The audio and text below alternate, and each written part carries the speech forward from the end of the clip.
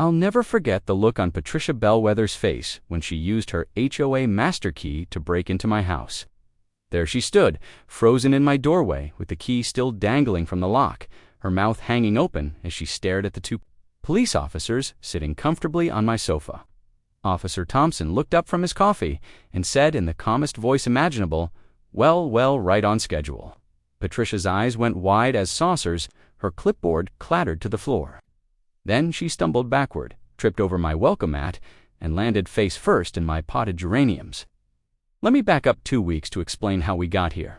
My name is Daniel Morrison, and I had just moved into my new home at 4729 Maple Grove Circle in the Riverside Heights subdivision. After 30 years as a corporate accountant and a recent early retirement, I was looking forward to peaceful mornings with crossword puzzles and afternoon naps. The house was perfect, a modest ranch-style home with blue shutters and a small garden. Out front, what could possibly go wrong in such a quiet suburban neighborhood? Enter Patricia Bellwether, HOA President Extraordinaire. The woman wore her authority like a military uniform, complete with a laminated badge that read President in bold letters. She showed up at my door exactly 3 days after I moved in, wielding a clipboard like a weapon and wearing a blazer, so stiff it could probably stand up on its own. "Mr. Morrison," she announced without so much as a hello, "I noticed you haven't submitted your landscaping approval forms." I explained I hadn't changed anything.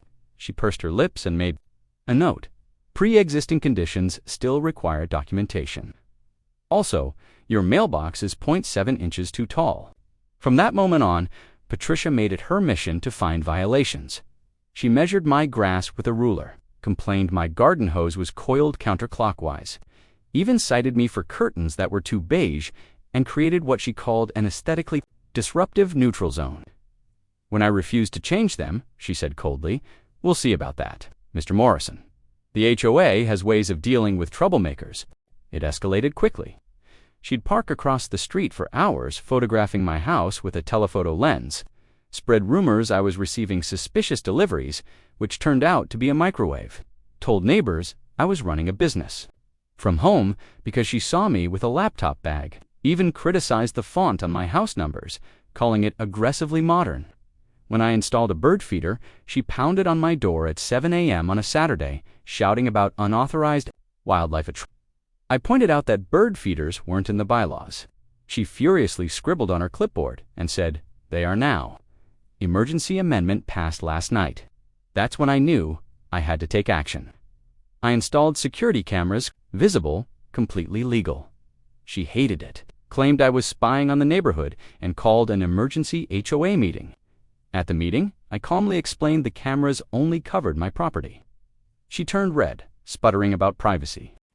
Then 78-year-old Gladys Palmer raised her hand and said, "Didn't you install cameras on the mailbox last year to catch people not closing it?" The room fell silent. Patricia's mouth opened and closed like a fish. I knew she'd retaliate, and she did. Trash cans slightly moved, my doormat askew. One day, I found my back gate wide open. Nothing stolen, but clearly someone had been in my yard. I filed a police report and showed footage grainy, but showed someone in her signature blazer. Officer Thompson took the report and said they'd had complaints about her. He reminded me HOA master keys were for emergencies like fire or flood, not snooping. He advised I change my locks and gave me his card. "Call me if it escalates." The next day, I caught her on camera, peering into my windows with binoculars. When I confronted her, she said she was doing a routine exterior inspection. I told her to leave. She muttered about phase 2. I had no idea what that meant, but I had a feeling I'd find out. I called Officer Thompson and updated him. He said to document everything and promised more patrols. That's when I had an idea. I changed my routine, pretending to leave for work at 8 a.m., circling back and sneaking in through the back alley. I waited inside with my cameras rolling. On the third day, I heard a key turning in my front door. I'd already called Officer Thompson. He and Officer Rodriguez were in my living room, enjoying coffee and donuts. We all turned as the door creaked open. Patricia stepped in, clipboard and measuring tape in hand. She was muttering to herself about violations and modifications. Then she looked up and froze.